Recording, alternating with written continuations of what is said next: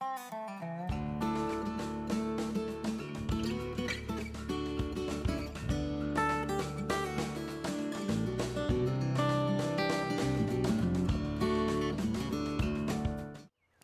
I'm John Hood. I'm the author of a new novel entitled Mountain Folk.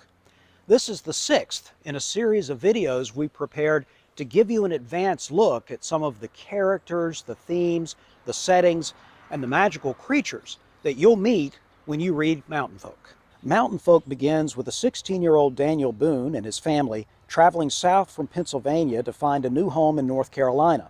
Daniel meets a flying fairy named Gorin, and together they confront a terrifying wampus cat. That never happened, of course, but even as a youth, Daniel Boone was one of the best rifle shots on the frontier. He would later spend years at a time on hunting and trapping expeditions in the mountains of the Carolinas, Virginia, and what are now Tennessee and Kentucky. Here's something else about Daniel Boone you may find surprising. He liked to read. Other than the Bible, his favorite book was Gulliver's Travels by Jonathan Swift. Boone read Gulliver's Travels over and over again. It helped him pass the time during those long, lonely hunting trips.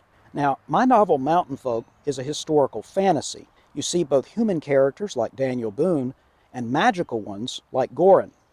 But only a few humans have what I call the sight, with a capital S, that is, the ability to see fairies. And in Mountain Folk, those few humans just happen to enjoy books with magical or fantastic elements like Gulliver's Travels. I'm speaking to you from historic Bath, North Carolina, just located on the Pamlico River. It's the oldest town in my home state. Behind me is the Palmer Marsh House, built in 1744. It's one of the oldest homes in North Carolina. Many people associate Bath with perhaps its most famous resident, Blackbeard the Pirate. But here's a lesser-known fact. One of America's first community libraries was born right here. Wealthy American families had small book collections of their own, of course, but I'm talking about a library to which people in the community might pay a membership fee for access to a common store of books. A few of these books may have been published in America, typically by printers, such as Benjamin Franklin, who also published official government documents as well as newspapers and almanacs. But during the period my novel takes place, which is the latter half of the 1700s, the books most Americans read were printed in England or elsewhere in Europe. Thomas Jefferson, another important character in Mountain Folk, was an avid book collector. By the year 1814, Jefferson owned the largest personal library in the United States. 1814 was the year a British army raided Washington and, among other things, burned the Library of Congress. So Jefferson sold his books at a huge discount to create the new Library of Congress. Jefferson immediately set out to build a new book collection. I can relate. I love both reading and writing books. Mountain Folk is in fact the 8th book I've written, though it is my first novel.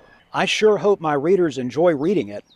In fact, I hope the final chapter leaves them wanting to read more adventures of Gorin and his friends. Forest Folk, the next book in my folklore cycle, will come out next year. In future videos, I'll tell you even more about the world of Mountain Folk. You can always learn more for yourself by going to the book's website, which is simply mountainfolkbook.com. While there, you can learn how to order the book.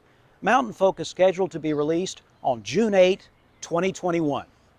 See you soon.